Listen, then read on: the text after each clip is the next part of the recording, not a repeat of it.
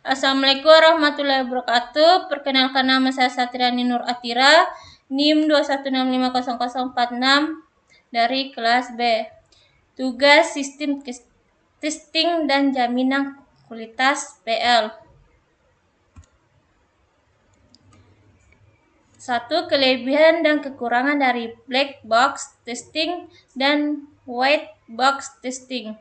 Black box testing dan white box testing adalah dua pendekatan yang berbeda dalam pengujian perangkat lunak. Mari kita lihat kelebihan dan kekurangan dari masing-masing. Kelebihan independen dari implementasi.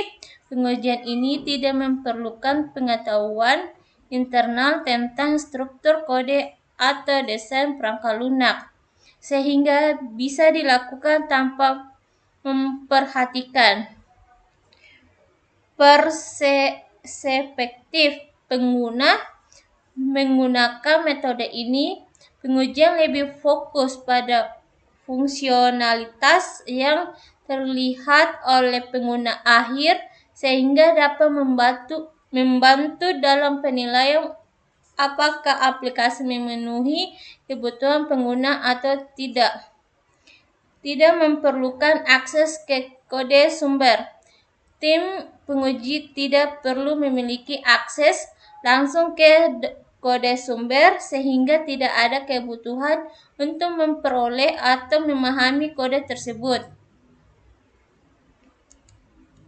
Kekurangan black box testing. Keterbatasan jangkauan karena pengujian hanya dilakukan pada level input dan output. Beberapa cacat dalam kode atau logika program mungkin tidak terdeteksi. Kurang efisien untuk penguji mendalam. Tidak memeriksa aliran kode internal, yang berarti tidak efisien untuk menemukan kesalahan pada level logika atau struktural. Keterbatasan dalam penemuan kecacatan. Beberapa kesalahan, terutama yang terkait dengan alur logika internal atau kinerja, mungkin tidak terdeteksi dengan metode ini. Kelebihan white box testing. Deteksi kecacatan internal dengan memiliki akses ke struktur kode. White box testing dapat menemukan kesalahan yang terkait dengan alur logika internal, pernyataan kondisional, dan white override yang mungkin tidak terlebih dalam black box testing. Meningkatkan kualitas kode. Dengan memeriksa kode sumber, white box testing dapat membantu dalam mengidentifikasi dan menghilangkan potensi kelemahan atau celah keamanan dalam kode. Efektif untuk pengujian unit. Cocok digunakan untuk penguji unit karena fokus pada komponen-komponen individual. Kekurangan white box testing. Memerlukan pengetahuan internal yang mendalam. Dibutuhkan pemahaman yang kuat tentang struktur dan logika kode, yang memerlukan sumber daya yang lebih besar dan mungkin tidak selalu tersedia. Ketergantungan pada implementasi.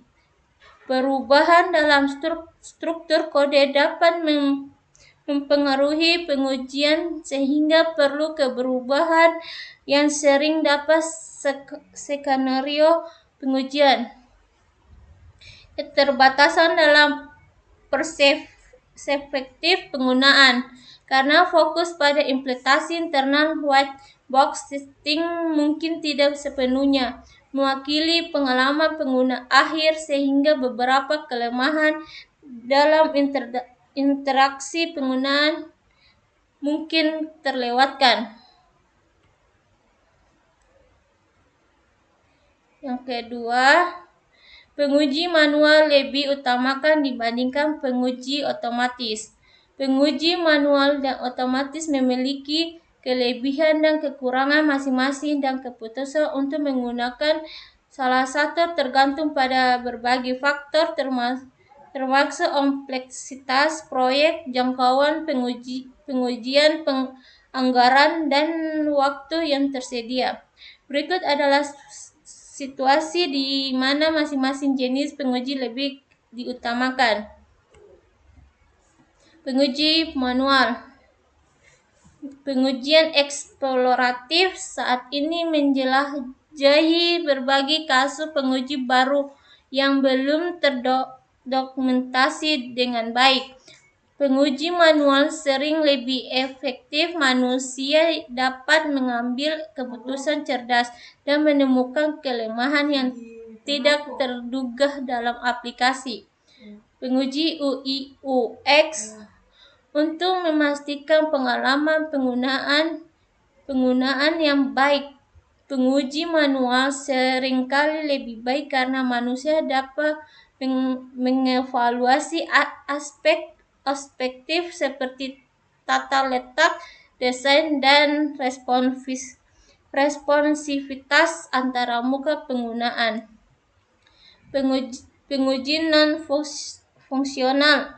Aspek seperti keamanan kinerja dan kompatibilitas dapat lebih baik diuji secara manual karena memerlukan pengetahuan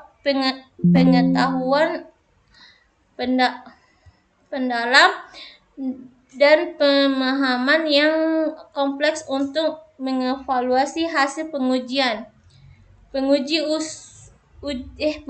uji kasus yang kompleks. Untuk penguji yang memerlukan perhatikan kasus terhadap detail dan kasus penguji yang sangat kompleks, pengujian manual dapat memberikan keuntungan karena manusia dapat menangkap nuansa dan kasus penguji yang tidak terdokumentasi dengan baik. Penguji otomatis. Regression test. Ketika perubahan kecil dilakukan dalam kode atau ketika perlu memverifikasi bahwa perubahan baru tidak merusak fungsionalitas yang ada, pengujian otomatis sangat diutamakan karena dapat dilakukan dengan cepat dan efisien. Pengujian yang berulang. Untuk skenario penguji yang perlu dilakukan berulang kali, terutama pada tahap pengembangan perangkat lunak yang terus-menerus, otomatisasi dapat menghambat waktu dan sumber daya yang signifikan. Pengujian fungsional yang terdefinisi dengan jelas. Untuk kasus pengujian yang memiliki input dan output yang jelas dan dapat diprediksi, otomatisasi seringkali lebih efisien dan dapat memberikan hasil dan konsisten. Pengujian dalam lingkungan yang terisolasi. Untuk pengujian yang memerlukan lingkungan pengujian yang terisolasi dan disetel ulang secara konsisten, otomatisasi dapat mempercepat proses pengujian dan minimalkan kesalahan manusia. Ketiga, pengujian non-fungsional efektif. Memastikan pengujian non-fungsional secara efektif memerlukan pendekatan yang terstruktur dan komprehensif. Berikut adalah beberapa langkah yang dapat diambil untuk memastikan pengujian non-fungsional dilakukan secara aktif. Identifikasi kebutuhan non-fungsional. Langkah pertama adalah memastikan bahwa semua kebutuhan non-fungsional telah diidentifikasi dengan jelas dan terdokumentasi dengan baik.